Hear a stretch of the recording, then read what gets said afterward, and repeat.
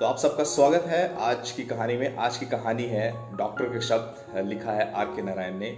तो इस कहानी की शुरुआत करते हैं। डॉक्टर के शब्द। तो डॉक्टर रमन के पास मरीज बीमारी के आखिरी दिनों में आते थे। वे अक्सर चिल्लाते, अरे यार तुम एक दिन पहले क्यों नहीं आ सकते थे। इसका कारण भी साफ था कि डॉक्टर की बड़ी फीस और इससे भी ज्यादा इंपॉर्टेंट बात यह थी कि कोई ये नहीं मानना चाहता था कि आखिरी समय आ गया है और डॉक्टर रमन के पास जाना चाहिए।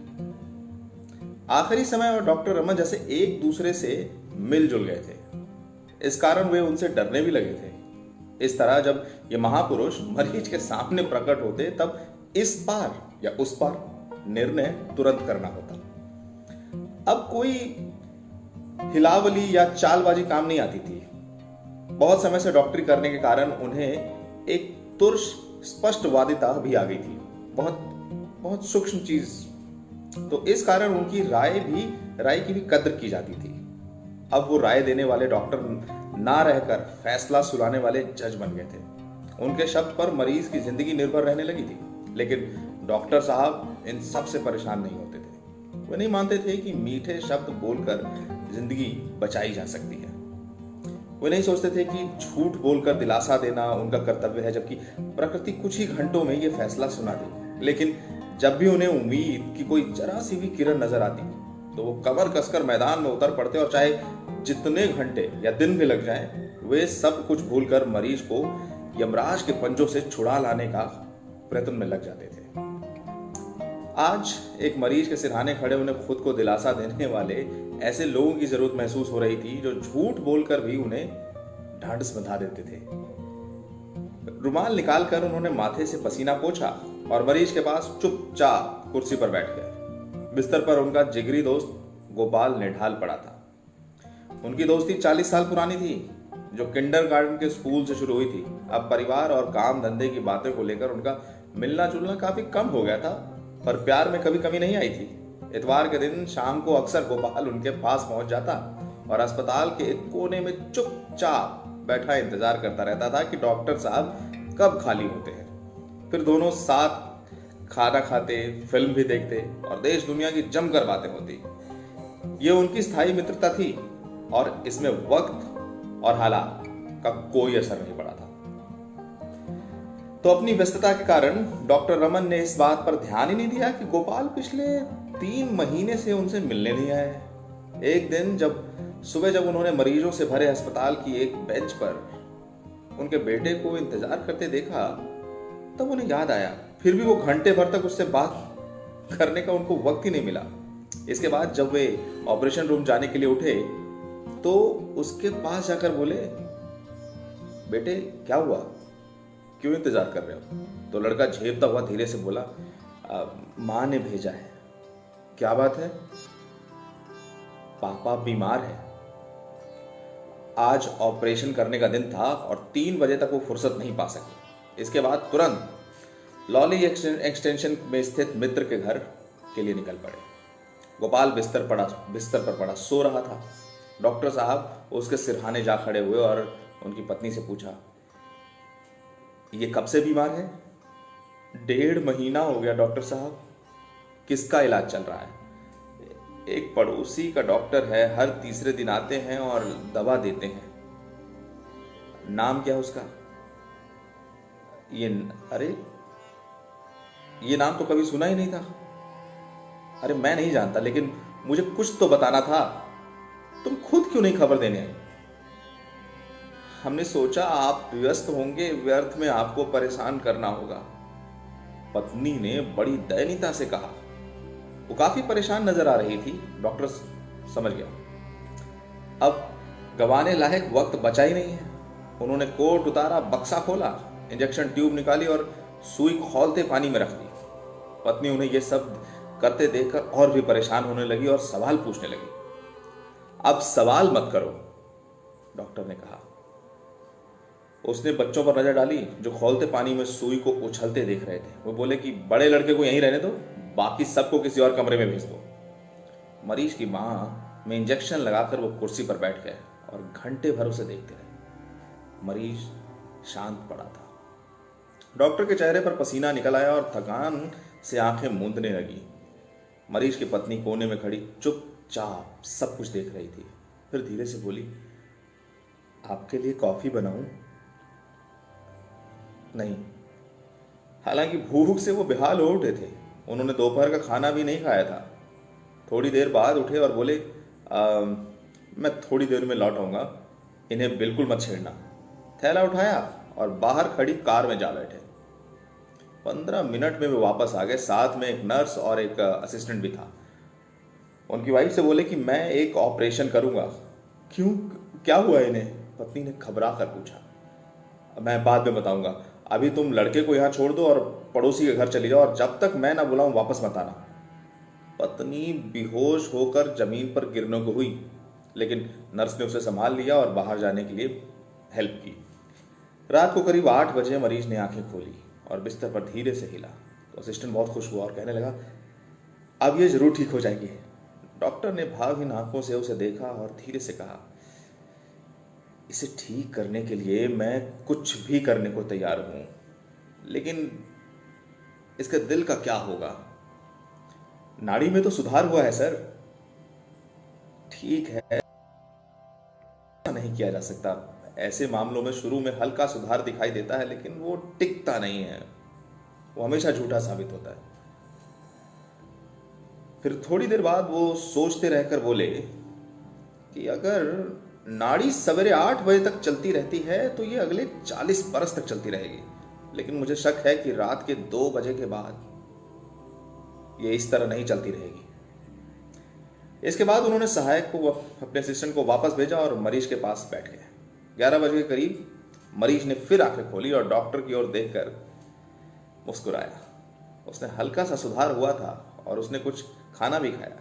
घर भर में चैन और खुशी की लहर दौड़ गई। सब डॉक्टर के पास आ खड़े हुए और कृतज्ञता प्रकट करने लगे, लेकिन वे चुप बैठे कि मरीज की ओर देखते रहे। लगता था कि वो किसी की बात नहीं सुन रहे हैं। पत्नी पूछने लगी, अब ये खतरे से बाहर है? बिना सिर घुमाए उन्होंने कहा, इन्हें हर 40 मिनट बाद ग्लूकोज और ब्रांडी देती रहो, 2 चम्मच काफी होगी। पत्नी रसोई घर में चली गई। वो बेचैन हो रही थी। वो चाहती थी कि जो भी सच्चाई हो, अच्छी या बुरी, उसे पता चल जाए। डॉक्टर साहब कुछ स्पष्ट क्यों नहीं बता रहे? दुविधा उसके बच्चों के लिए असहाय होती जा रही थी। शायद वे मरीज के ही सामने कुछ न कहना चाहते हो, लेकिन इसलिए रसोई के दरवाजे से उन्होंने उसे इशारे से बुलाया। वो चले गए तो उसने पूछा, अब ये कैसे हैं? बच तो जाएंगे ना? डॉक्टर ने होंठ काटे और जमीन की ओर देखते हुए धीरे से कहा, अपने पर काबू रखो, इस वक्त कोई सवाल मत पूछो। भय से पत्नी ने आंखें फैला ली। उसने उनके हाथ, मुझे सच बता दीजिए, इस वक्त मैं तुमसे बात नहीं करूंगा। यह कहकर वो कुर्सी पर जाकर फिर से बैठ गए।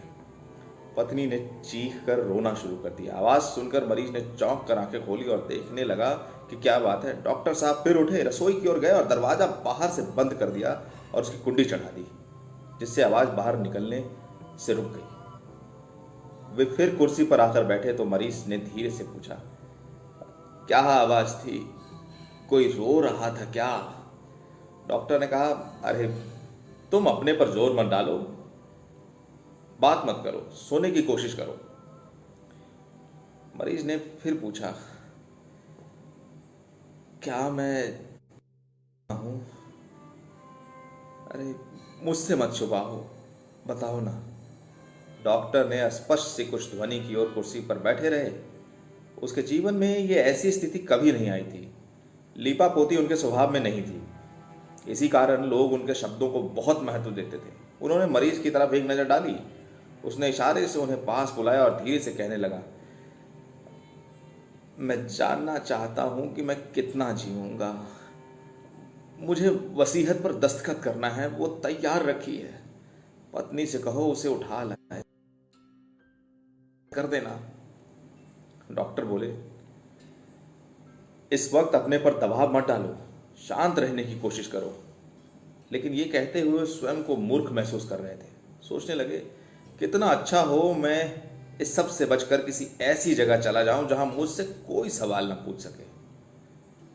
मरीज ने अपने कमजोर हाथों से डॉक्टर की कलाई फिर से पकड़ ली और जोर देकर कहने लगा, राम, ये मेरा सौभाग्य है कि इस वक्त तुम यहां मेरे पास हो।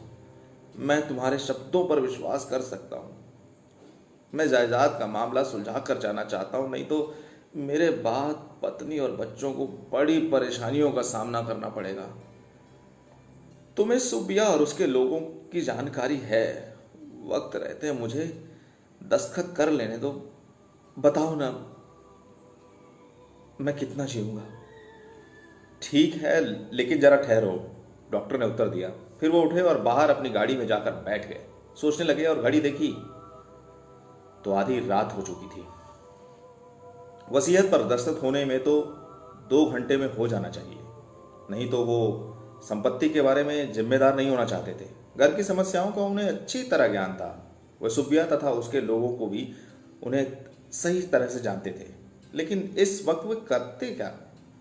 अगर वे वसीयत पर दस्तखत करने की सुविधा उसे दे देते हैं तो ये उसकी मौत का फरमान भी हो सकता है, क्योंकि इसके कारण जीवित रहने की उसकी कोशिश एकदम खत्म हो जाएगी। वे गाड़ी से निकले और घर की ओर चल पड़े। फिर कुर्सी पर जाकर बैठ गए। मरीज के बराबर उनको देखे जा रहा था।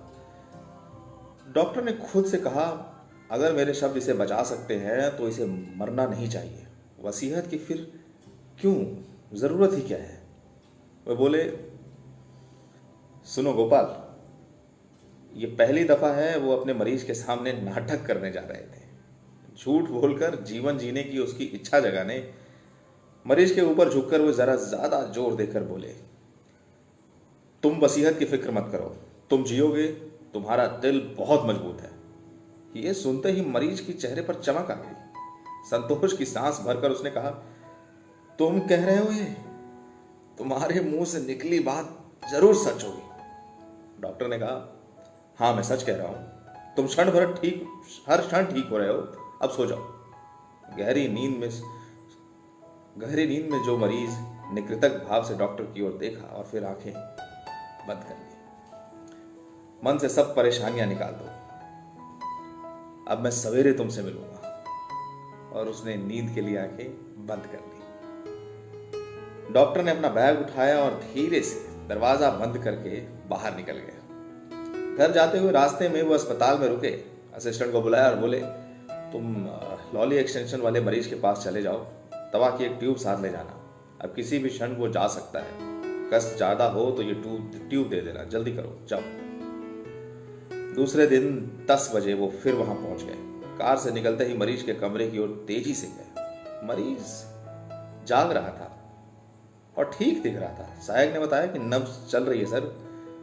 उसने स्टेथोस्कोप मरीज के दिल पर रखा, कुछ देर सुना और उनकी पत्नी से बोले, देवी, अब खुश हो जाओ, तुम्हारा पति अब 90 साल तक जिएगा। अस्पताल लौटते वक्त असिस्टेंट ने डॉक्टर से पूछा, सर, क्या वो सच में जीवित रहेंगे? अब मैं तुम्हें शर्त लगाकर कह सकता हूं कि गोपाल 90 साल तक जिंदा रहेगा, लेकिन ये मेरे लिए हमेशा ये पहेली बनी रहेगी कि ये हमला वो कैसे झेल गया।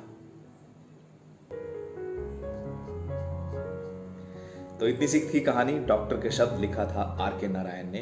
बड़ी ही प्यारी कहानी। तो ये कहानी हमें ये बताती है कि अगर हमें खुद में विश्वास है, अगर हम खुद में बिलीव करते हैं तो हम कुछ भी कर सकते हैं, कुछ भी झेल सकते हैं। ये तो एक छोटा सा दिल का दौरा था।